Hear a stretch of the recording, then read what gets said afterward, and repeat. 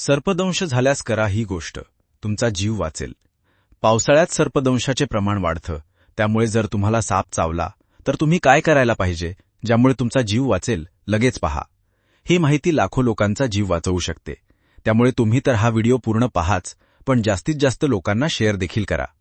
एखाद्या शांत रात्री तुमच्याच घरात तुम्हाला पायाला मुंगी चावल्यासारखं वाटतं. तुम्ही झटकून टाकता आणि झोपी जाता. पण सकाळी तुम्हाला जागच येत नाही, कायमची. किंवा विचार करा, तुम्ही शेतात काम करत आहात आणि अचानक पायाला काट्यासारखं काहीतरी टोचतं. तुम्ही दुर्लक्ष करता, पण काही तासांतच तुमचा पाय काळा-निळा पडायला लागतो आणि श्वास घ्यायला त्रास सुरू होतो. हे काल्पनिक नाही. हे महाराष्ट्रात आणि भारतात हजारो लोकांसोबत घडणारं कटू सत्य आहे. एक असा अदृश्य शत्रू जो पावसाळ्यात आपल्या घरात, शेतात आणि परिसरात दबा धरून बसलेला असतो. आज आपण याच शत्रूची ओळख करून घेणार आहोत, त्याच्या मायावी जगाचे रहस्य उलगडणार आहोत आणि सर्वात महत्त्वाचं म्हणजे त्याच्या हल्ल्यातून स्वतःचा आणि आपल्या प्रियजनांचा जीव कसा वाचवायचा हे शिकणार आहोत. कारण अर्धवट ज्ञान हे विषापेक्षाही जास्त धोकादायक असू शकतं. पावसाळा म्हणजे निसर्गाचा उत्सव, पण हाच उत्सव सापांसाठी जीवन-मरणाचा प्रश्न बनतो. त्यांची बिळं पाण्याने भरतात आणि ते कोरड्या उबदार जागेच्या शोधात बाहेर पडतात. दुर्दैवाने अशी जागा म्हणजे आपलं घर, गोठा किंवा घराशेजारची अडगळ. साप मुळातच एक लाजाळू जीव आहे. तो माणसावर हल्ला करायला उत्सुक नसतो, पण जेव्हा अचानक त्याचा आणि आपला सामना होतो तेव्हा घाबरून स्वसंरक्षणासाठी तो दंश करतो. त्यामुळे तो आपला शत्रू नाही, तर परिस्थितीचा बळी आहे. जगात सापांच्या 3000हून अधिक जाती आहेत, पण त्यापैकी केवळ 15% सापच विषारी आहेत. भारतात आढळणाऱ्या 300पेक्षा जास्त जातींपैकी फक्त 60 जाती विषारी आहेत. आणि याहूनही महत्त्वाची गोष्ट म्हणजे 90%पेक्षा जास्त मृत्यू हे केवळ 4 प्रमुख विषारी सापांमुळे होतात. यांना द बिग 4 म्हणजेच प्रमुख 4 मारेकरी म्हणून ओळखलं जातं. चला आज या चौघांची सविस्तर ओळख करून घेऊया. या यादीतला पहिला आणि सर्वात प्रसिद्ध साप म्हणजे नाग. भारतीय संस्कृतीत त्याला देवही मानलं जातं आणि त्याच्याबद्दल अनेक कथा दंतकथा आहेत. नाग हा तपकिरी, पिवळसर किंवा काळा रंगाचा असतो. त्याची खरी ओळख आहे त्याचा फणा. धोका जाणवताच तो आपला फणा काढून जमिनीपासून 1-2 फूट उंच उचलून उभा राहतो. त्याच्या फण्यावर काही वेळा 10 आकड्यासारखी किंवा व्ही आकाराची खूण असते. पण ही खूण प्रत्येक नागावर असेलच असं नाही. नाग दिवसा सक्रिय असतो. याच्या विषाला न्यूरोटॉक्सिक म्हणतात, जे थेट आपल्या मज्जासंस्थेवर म्हणजेच नर्व्हस सिस्टीमवर हल्ला करतं. नागाचा दंश झाल्यास डोळ्यांवर झापड येणं, गिळायला त्रास होणं, बोलताना अडखळणं आणि हळूहळू श्वास बंद पडणं अशी लक्षणं दिसतात. नागाबद्दल एक गैरसमज आहे की तो पुंगीच्या तालावर नाचतो. खरं तर सापाला कानच नसतात. तो गारुड्याच्या पुंगीच्या हालचालीवर आपलं लक्ष केंद्रित करतो आणि त्यानुसार हालचाल करतो. बिग 4 मधला दुसरा सदस्य म्हणजे घोणस, ज्याला रसेल स्वायपर असंही म्हणतात. हा महाराष्ट्रातला सर्वात जास्त मृत्यूंना कारणीभूत असणारा साप मानला जातो. हा अतिशय आक्रमक आणि चिडखोर स्वभावाचा असतो. त्याचा रंग तपकिरी असून अंगावर साखळीसारखी किंवा मोठ्या अंड्याच्या आकाराची गडद रंगाची नक्षी असते. याचं डोकं त्रिकोणी असतं. धोका जाणवल्यास तो प्रेशर कुकरच्या शिट्टीसारखा मोठा आवाज काढतो. याचं विष हिमोटॉक्सिक प्रकारचं असतं, जे अत्यंत घातक आहे. हे विष रक्ताच्या गुठळ्या होऊ देत नाही आणि शरीरातील रक्त पातळ करतं.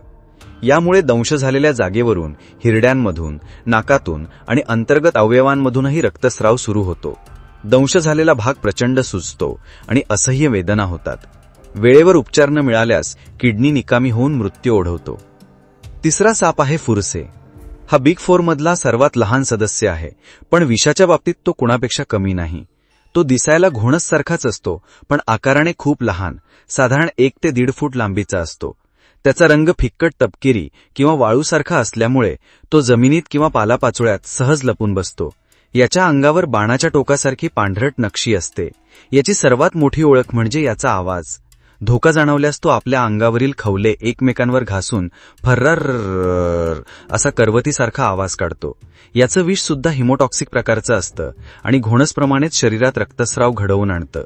बांधकाम मजूर आणि शेतात काम करणाऱ्या लोकांना याचा दंश होण्याचा धोका जास्त असतो. आणि आता या यादीतला चौथा आणि सर्वात रहस्यमयी मारेकरी मण्यार. हा साप दिसायला अतिशय सुंदर आणि शांत असतो. याचं शरीर चकचकीत काळं असून त्यावर दुधासारखे पांढरे पट्टे असतात. हे पट्टे शिपटीकडे अधिक स्पष्ट दिसतात. मण्यार निशाचर आहे, म्हणजे तो रात्रीच्या वेळी शिकारीसाठी बाहेर पडतो. त्याची सर्वात भयावह गोष्ट म्हणजे त्याचा दंश. तो चावल्यावर अनेकदा वेदना होत नाही किंवा एखाद्या मच्छर किंवा मुंगी चावल्यासारखं वाटतं. दंशाची खूणही अनेकदा दिसत नाही.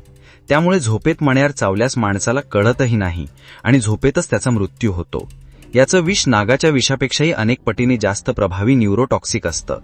यामुळे श्वास घेणारे स्नायू पूर्णपणे निकामी होऊन गुदमरून मृत्यू होतो. म्हणूनच ग्रामीण भागात जमिनीवर झोपताना नेहमी मच्छरदाणी लावण्याचा सल्ला दिला जातो. आता आपण सर्पदंशाबद्दल असलेले काही गैरसमज आणि त्यामागील सत्य जाणून घेऊया. पहिला गैरसमज, साप बदला घेतात. चित्रपटांमध्ये दाखवतात की नागाला मारल्यास नागिण त्याचा फोटो डोळ्यात घेऊन बदला घ्यायला येते. हे पूर्णपणे खोटं आहे. सापाची स्मरणशक्ती इतकी नसते आणि ते बदला घेण्याच्या भावनेने वागत नाहीत. दुसरा गैरसमज, साप दूध पितात. नागपंचमीला सापाला दूध पाजलं जातं, पण ही अंधश्रद्धा आहे. साप हा सस्तन प्राणी नाही, तो दूध पचवू शकत नाही. उलट दूध प्यायल्याने त्याला फुफ्फुसाचा संसर्ग होऊन त्याचा मृत्यू होऊ शकतो. तिसरा गैरसमज, काही सापांकडे नागमणी असतो. नागमणी ही निव्वळ एक काल्पनिक गोष्ट आहे. त्याला कोणताही वैज्ञानिक आधार नाही. या अंधश्रद्धांमुळे आपण सापांना घाबरतो किंवा त्यांच्याबद्दल चुकीची माहिती ठेवतो. सर्पदंश झाल्यावर काय करायचं हे आपण पाहणारच आहोत. पण त्याआधी सर्पदंश होऊच नये यासाठी काय करायचं हे अधिक महत्वाचं आहे. लक्षात ठेवा, उपचारापेक्षा प्रतिबंध नेहमीच श्रेष्ठ असतो. आपलं घर आणि परिसरातील अडगळ, कचरा, पालापाचोळा नियमितपणे साफ करा, कारण ही सापांची लपण्याची आवडती ठिकाणं आहेत. घराच्या भिंतींना, दारा खिडक्यांना असलेल्या फटी किंवा छिद्र सिमेंटने व्यवस्थित बुजवून घ्या.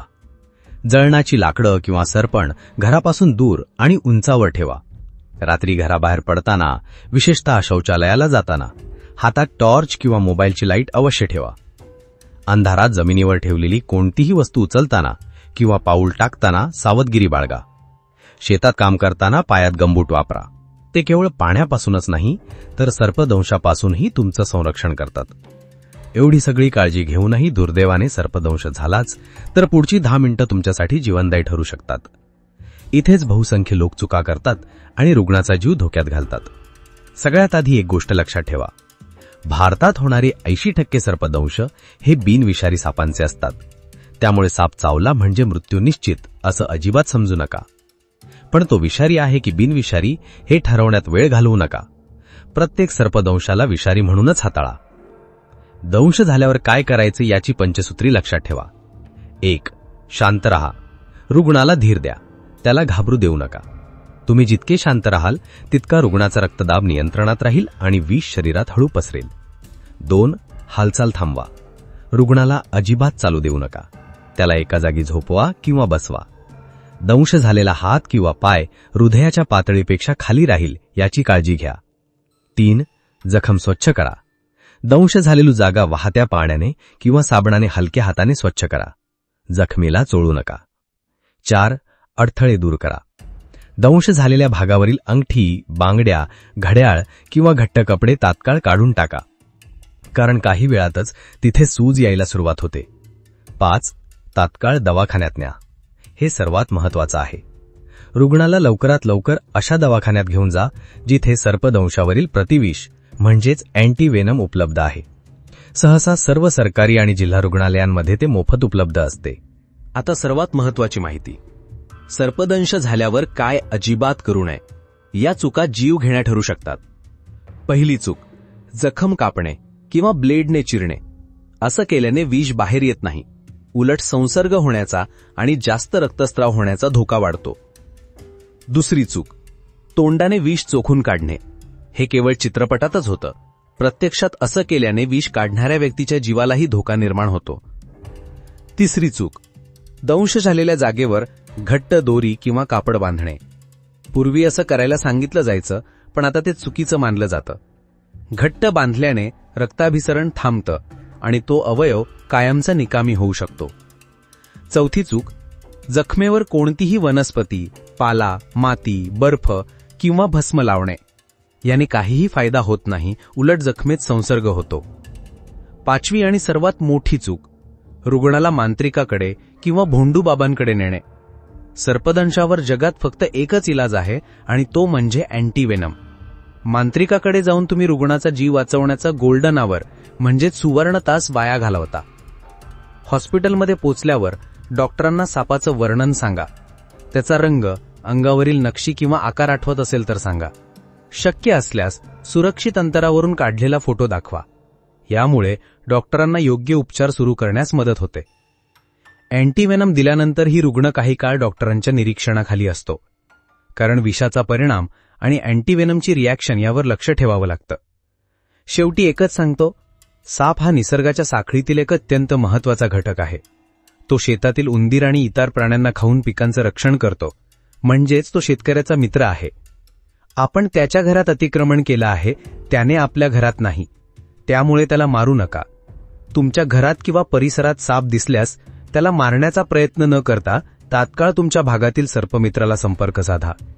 ते प्रशिक्षित असतात आणि सापाला सुरक्षितपणे पकडून नैसर्गिक अधिवासात सोडून देतात. ही माहिती म्हणजे केवळ एक व्हिडिओ नाही, तर एक जीवनरक्षक कवच आहे.